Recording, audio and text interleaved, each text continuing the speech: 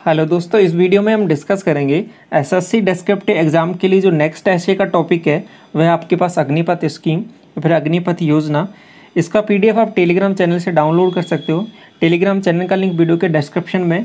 ये पीडीएफ आपको दोनों मीडियम में अवेलेबल हो जाएगा, वेदर आप इंग्लिश से लिख रहे हो या फिर हिंदी से लिख रहे हो, दोनों एस्पिरेंट को कोई प्रॉब्लम नहीं होगा यहाँ पे। तो इसके बाद हम टॉपिक से स्टार्ट करते हैं। सबसे पहले डिस्कस करेंगे इसका इंट्रोडक्शन कि अग्निपथ स्कीम बेसिकली है क्या, इसकी क्यों ज़रूरत पड़ी। तो सबसे पहले पैराग्राफ में देखिए आप कि भारत की ऊंची सीमा पर ऊंची ऊंची पर्वतमालाएं हैं उत्तरी सीमा पर, और इसके बाद में देखिए लंबी ऊंची पहाड़ी सीमा की सुरक्षा के लिए सदैव तत्पर युवा सुरक्षा बलों की आवश्यकता होती है। ऐसे में सरकार सुरक्षा बलों की ज़रूरतों को पूरा करने के लिए अग्निपथ योजना लेकर आई है। ऐसे हमारे सुरक्षा बलों की रीढ़ के रूप में अग्निवीरों की जल्दी ही तीनों बलों यानी भारतीय सेना, नौसेना और आपके पास वायुसेना में भर्ती की जाएगी। यहाँ देशभक्त युवा वर्ग को 4 साल की अवधि के लिए सशस्त्र बलों में शामिल होकर देश की सेवा करने का अवसर प्रदान करती है। तो बेसिकली जो अग्निपथ स्कीम है ये आपके पास 4 साल के लिए आपके पास युवाओं को सेना में भर्ती होने का मौका देती है, जिसमें आपके पास तीनों सेनाओं में भर्ती होने का इसमें चांस है। आपके पास भारतीय थल सेना हो गया, आपके पास नौसेना हो गया और वायुसेना हो गया, ठीक है। इसके बाद हम आगे देखिए इस स्कीम के अंतर्गत और क्या चीज़ें हैं। अग्निपथ स्कीम के तहत शामिल होने वाले तीनों सेनाओं में सभी सैनिकों को अग्निवीर कहा जाएगा।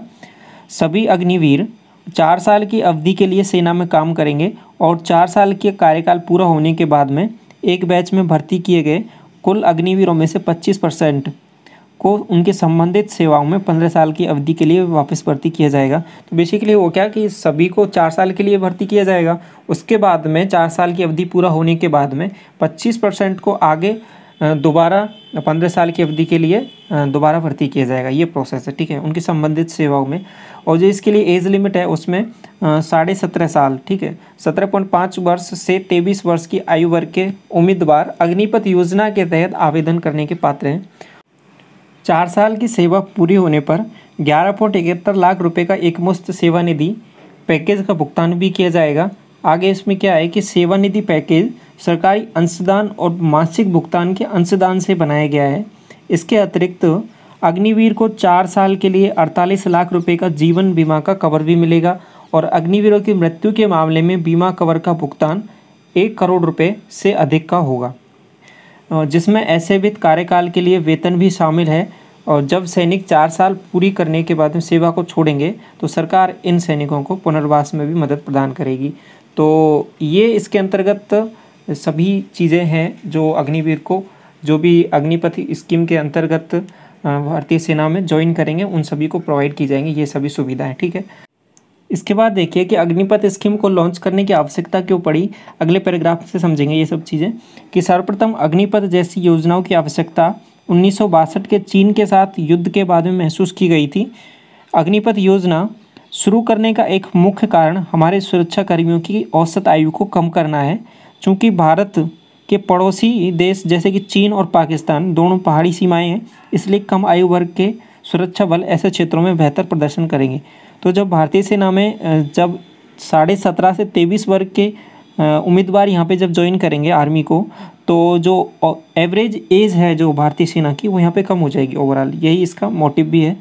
तो आगे देखिए इसके बाद में प्रौद्योगिकी के इस युग में युद्ध की प्रकृति भी साइबर, अंतरिक्ष और सूचना संबंधी युद्ध सहित युद्ध के विभिन्न पहलुओं में तेजी से बहुआयामी हो गई है।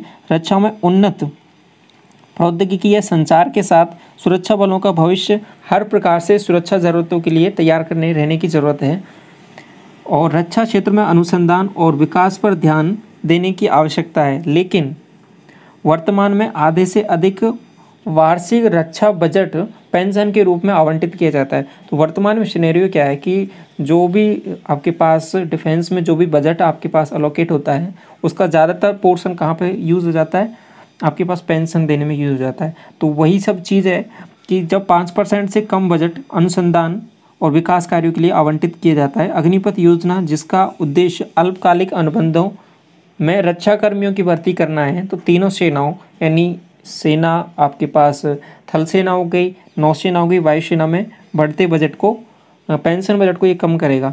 तो यहाँ पे जब कम अवधि के लिए आपके पास जब उम्मीदवारों को यहाँ पे चयनित किया जाएगा तो जो बजट है आपके पास जो अलोकेट किया जा रहा है पेंशन के रूप में, तो वहाँ से आपके पास उसको यूटिलाइज किया जा सकेगा आपके पास अनुसंधान और विकास कार्यों में।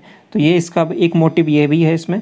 इसके बाद में आगे देखिए कि जिस उम्र में अग्निवीर, अब इसके बाद में क्या चैलेंजेज हैं इसमें, तो वो सभी चीज़ें यहाँ पे डिस्कस करते हैं नेक्स्ट पैराग्राफ में कि जिस उम्र में अग्निवीर बेहतर भविष्य के लिए नौकरी के और अवसरों की तैयारी कर सकते हैं, उसी उम्र में अग्निवीर भारतीय सेना में शामिल होंगे। अग्निवीर के रूप में 4 वर्ष की सेवा पूरी होने के बाद में केवल 25% को ही पुनः नौकरी पर रखा जाएगा। तो एक चैलेंज ये है कि जिस उम्र में आगे वो भविष्य के लिए किसी बेहतर उसमें नौकरी के लिए वो तैयारी कर सकते थे, उसमें उनको वो उस कम उम्र में आपको ज्वाइन करना पड़ेगा आर्मी को। एक चीज़ ये है। और दूसरा क्या है कि यहाँ पे जो भी ज्वाइन करेंगे केवल उसमें 25% को ही आगे दोबारा नौकरी के लिए रखा जाएगा। ठीक है, आगे दोबारा भर्ती किया जाएगा, तो बाकी सब क्या हो जाएंगे, नौकरी विहीन हो जाएंगे। ऐसे में अग्निवीर की नौकरी छोड़ने के बाद अन्य अवसरों का खोजना बहुत कठिन होगा। उनकी प्रमुख चिंता यही है। तो 4 साल के सेवा का मतलब होगा कि उनके लिए नौकरी की पहुंच से बाहर हो जाएगी और अग्निपथ योजना के तहत काम पर रखे गए अग्निपथ को कोई पेंशन का लाभ भी नहीं मिलेगा। तो ऐसे में ये अग्निवीरों के लिए चिंता का विषय है। तो ये चैलेंजेस हैं आपके पास यहाँ पे अग्निपथ स्कीम को लॉन्च करने के बारे में। इसके बाद में जो सरकार का रवैया क्या है वो देखिए यहाँ पे कि 4 साल का कार्यकाल पूरा होने के बाद में सरकार अग्निवीरों को नया काम शुरू करने के लिए बैंक ऋण प्रदान करने में प्राथमिकता देगी। इसके बाद में अन्य सेवाओं में वरीयता और आरक्षण का प्रस्ताव गैर प्रतिधारित अग्निवीरों को दिया जाएगा। इसके अलावा national institute of open schooling ने घोषणा की कि रक्षा अधिकारियों के परामर्श से एक विशेष कार्यक्रम शुरू किया जाएगा ताकि अग्निवीर अपनी शिक्षा को आगे बढ़ा सकें और 12वीं कक्षा पास करने के प्रमाण पत्र प्राप्त कर सकें। तो ये यहाँ पे एक स्कीम अलग से लॉन्च हुई है। इसके बाद में आगे देखिए इसके बाद में कि शिक्षा मंत्रालय द्वारा रक्षा कर्मियों की सेवा के लिए 3 वर्षीय कौशल आधारित स्नातक कार्यक्रम शुरू करने का भी निर्णय लिया गया है, जो कि सशस्त्र बलों में कार्यकाल के दौरान प्रशिक्षण को मान्यता देगा। 4 वर्ष की सेवा पूरी होने के उपरांत अग्निवीर को मिलने वाला जो 11 लाख रुपए की सेवा निधि है उसको वो भविष्य संवारने में मदद करेगा। और इसके साथ ही इस कदम से देश में उद्यमशीलता के साथ देश की अर्थव्यवस्था पर ही सकारात्मक प्रभाव पड़ेगा। तो इस तरीके से उन्हें एक नया व्यवसाय शुरू करने में भी सहायता प्रदान होगी, सहायता के रूप में ये कार्य करेगा। तो ये सभी चीज़ें हैं अग्निपथ स्कीम के बारे में, सभी इम्पोर्टेंट पॉइंट्स हैं। सरकार का क्या रवैया है और इसके बाद में क्या क्या उन्हें सुविधाएं प्रदान की जाएंगी, क्या चैलेंजेस हैं, क्या अग्निपथ स्कीम है, ये सभी चीज़ें हमने यहाँ पर डिस्कस कर ली है। इसका PDF आप टेलीग्राम चैनल से डाउनलोड कर लें, वहाँ से एक बार रीड जरूर कर लें इसको। ठीक है, तो इस वीडियो में यहीं तक रखते हैं।